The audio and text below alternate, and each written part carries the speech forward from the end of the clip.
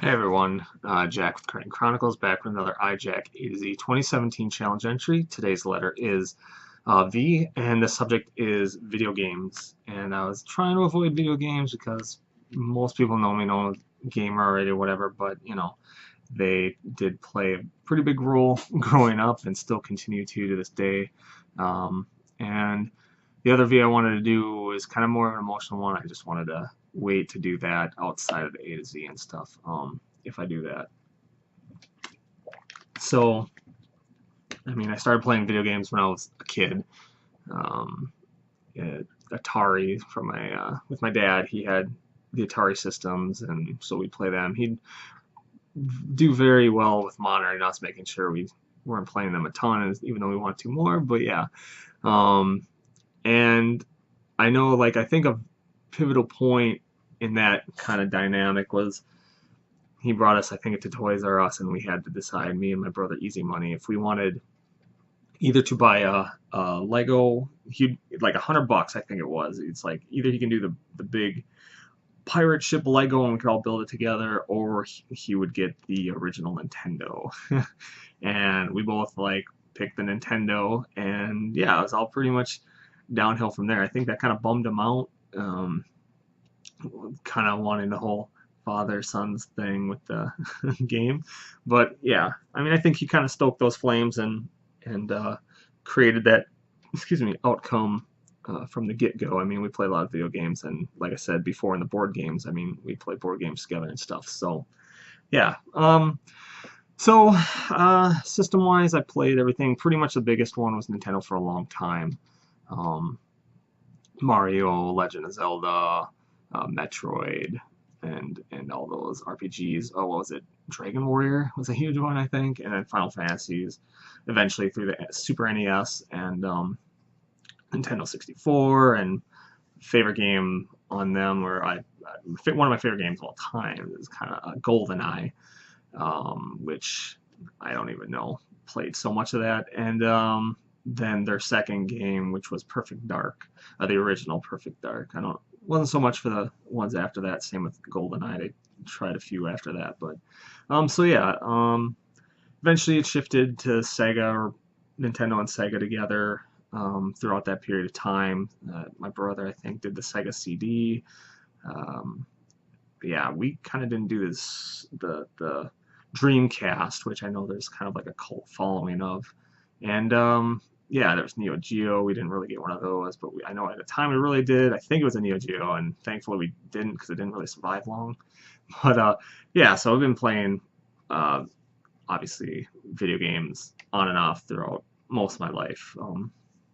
Uh, did pretty much PlayStation, like I said, and then eventually shifted with Halo. Once Halo came out, I just kind of had to have an Xbox and try it because I loved first-person shooters, and that became probably one of the biggest games for me anyway to play.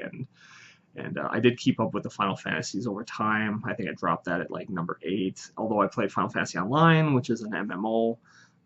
So played a way more of that than I probably should have.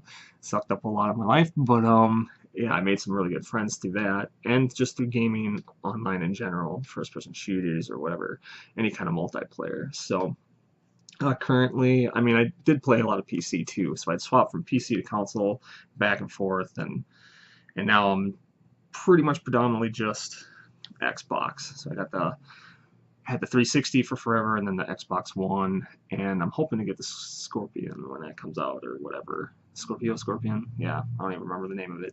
But so yeah, I'm hoping to get the next step up for the Xbox One when that comes out.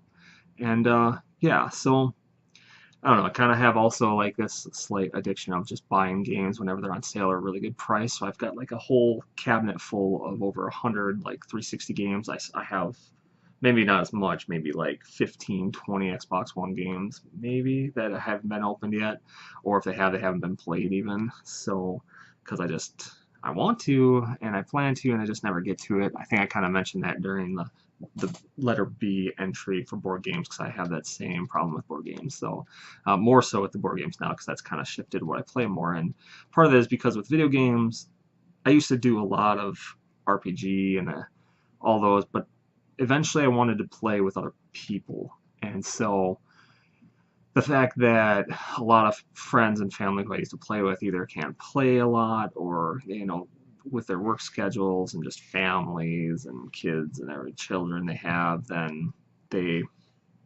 don't have a whole lot of time. And then I kind of lose my interest in that as well, because I much prefer playing with people. So a lot of games that I buy, I don't really buy um, single player games that are just single player, unless they're like really good and on sale, like Fallouts and stuff, which I haven't opened.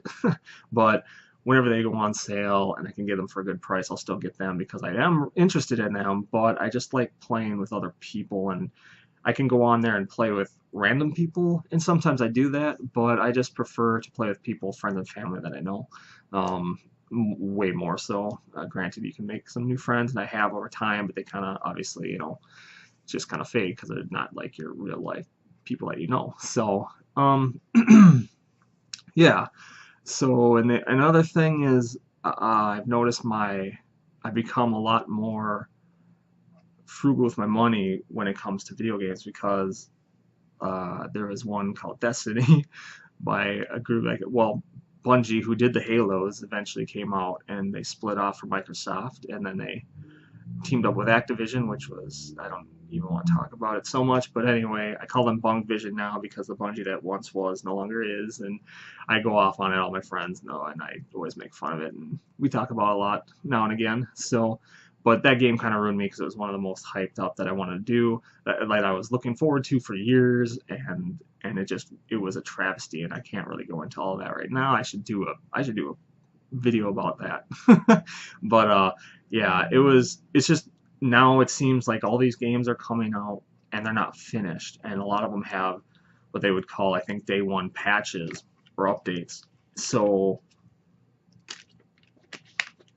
it's really annoying that you're buying games and a lot of the content that would be in it seems to now be chopped up and sold as DLCs. And I get that the DLC deal is kind of like helps them make more money, and so they can continue with the game and whatever. But a lot of these games are, it really seems like the DLC is stuff that should have been added into the game just in general.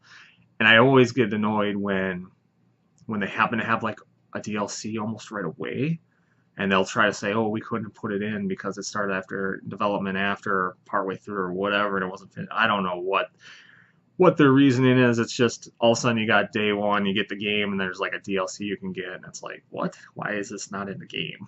But yeah, it's become a pet peeve. But the biggest is the fact that a lot of these games, and these are like AAA games, which are basically games that are from the most popular established companies and most popular successful franchises and stuff, that are being released, and they're just broken. Some of them have been broken, and some are just like glitched so bad, and just, it's insane. It's like, how did this even get released? How are they even selling this game? And there's been a lot of cases with recently where people have tried suing or demanding refunds and all this stuff, but still companies to this day who have even been affected by things like that, by customer dissatisfaction, are doing it again, which, so yeah.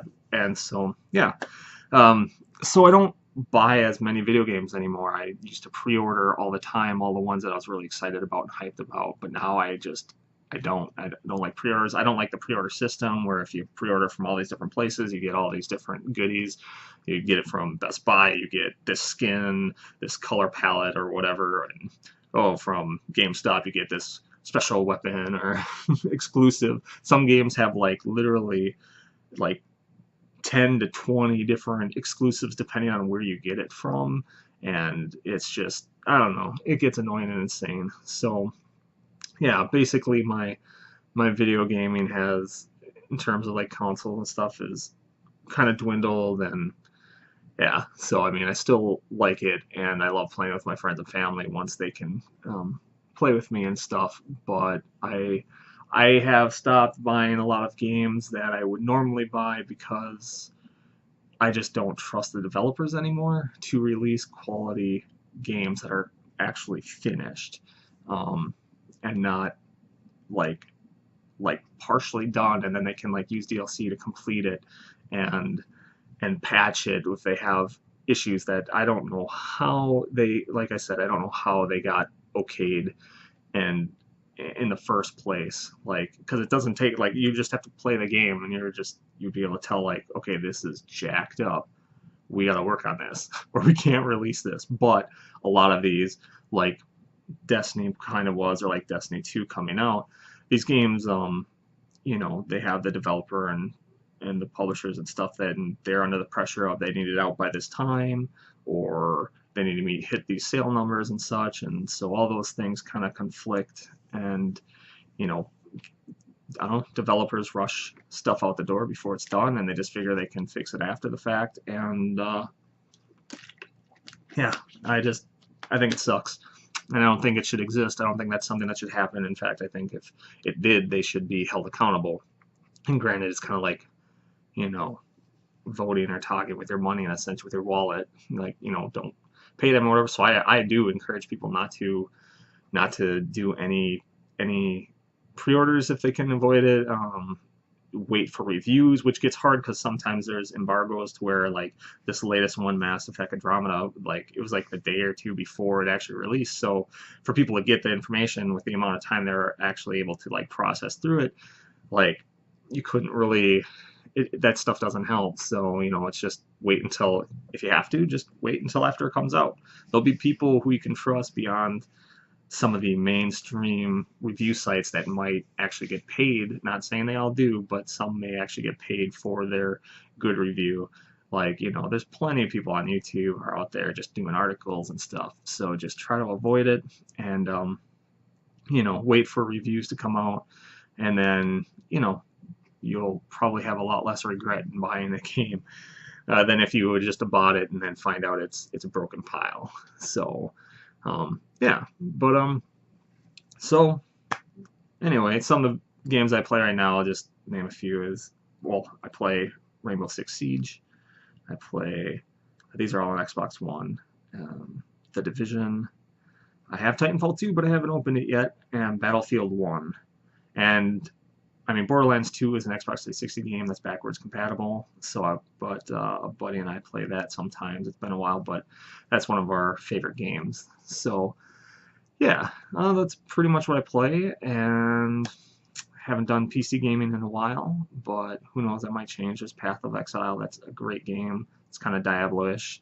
I should play Diablo. I got it on 3 on there and my Xbox One, but I haven't played it yet. But so yeah, what game systems have you played, if any, throughout your life?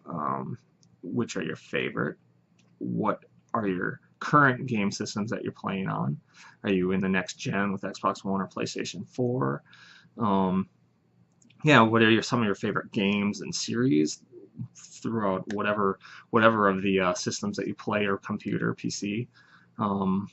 And for like a fellow gamer, like, what games would you recommend? Like, I like RPGs and first-person shooters, and I know I didn't list a lot, but if you happen to know of some, like, I mean, Doom, Quake, I kind of know them, and I've played some of them, but anything that you would recommend for someone who likes those kind of games, I'd love to hear what you suggest. And what are your thoughts about, like, games being released when they're not complete, or they feel incomplete? And what are your thoughts about the DLC system? Do you feel like they're releasing games that those DLCs should already be a part of because the main game itself is so small in comparison? Or do you like the model where, they sell the game and then they can kind of make money by making some of the DLCs after the fact? And yeah, so just give me your thoughts below, and I'd love to hear from you.